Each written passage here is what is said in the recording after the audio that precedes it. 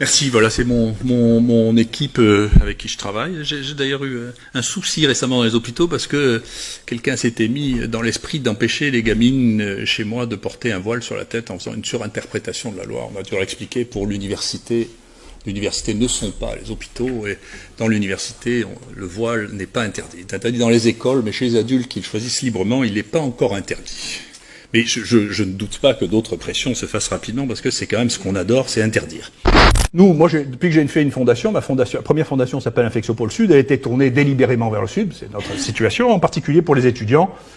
Et voilà, on fait un appel d'offres international, mais ça, dans les journaux internationaux, voilà les gens qui demandent à venir chez nous, donc il y a, je sais pas combien, 600 ou 700 par an, et ce qu'on retient. Ce qui se passe, et ça c'est quelque chose aussi qui est extrêmement récent, c'est que les meilleurs étudiants actuellement au monde sont les étudiants africains et orientaux.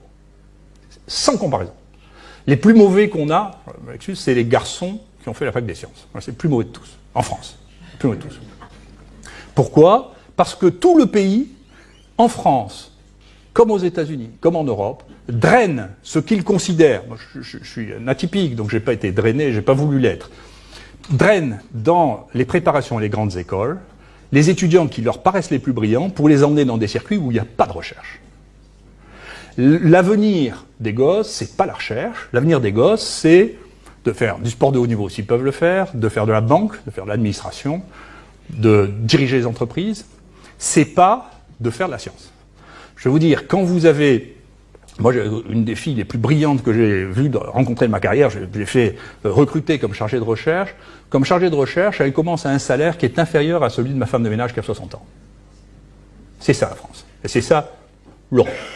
La France, c'est un peu pire, dans ce domaine-là, la France, c'est un peu pire que les autres. Le contrôle de Bush, nous, on a réussi à empêcher plusieurs fois, mais enfin, les politiques ont une tendance générale à ça. Il va revenir, Valls va, dans 3 mois, nous proposer d'empêcher les étudiants étrangers de venir une fois encore. C'est-à-dire que, régulièrement, tous les ministres de l'Intérieur, de droite ou de gauche, disent, attendez, tous ces étrangers, ces immigrants qui viennent là.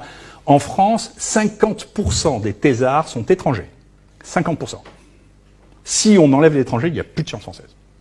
Donc, si vous faites comme Bush, ce qu'a fait Bush, c'est-à-dire vous commencez à emmerder les gens qui viennent, ils ont 2 ans pour avoir un visa, la science française va décliner aussi rapidement que la science américaine.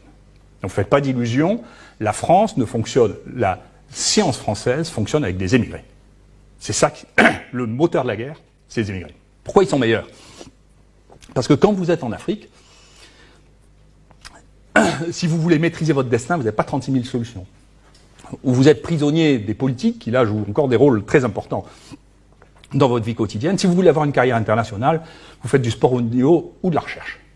Nous, ceux qui viennent chez nous, ils repartent, ils ont 3, 4, 5 publications internationales, ils vont où ils veulent dans le monde. Ils ne sont pas dépendants des crises politiques de leur pays. Donc l'avenir et la gloire pour eux, c'est encore la recherche. Et donc les tout meilleurs, les plus intelligents, les plus dynamiques, ceux qui travaillent le dimanche chez moi, c'est que des Noirs et des Arabes. Voilà. C'est comme ça.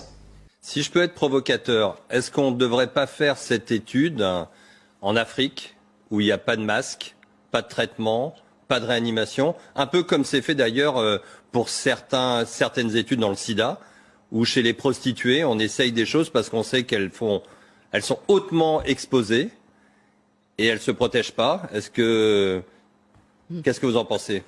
Alors vous avez raison. Et donc les tout meilleurs, les plus intelligents, les plus dynamiques, ceux qui travaillent le dimanche chez moi, c'est que des Noirs et des Arabes. Voilà. C'est comme ça.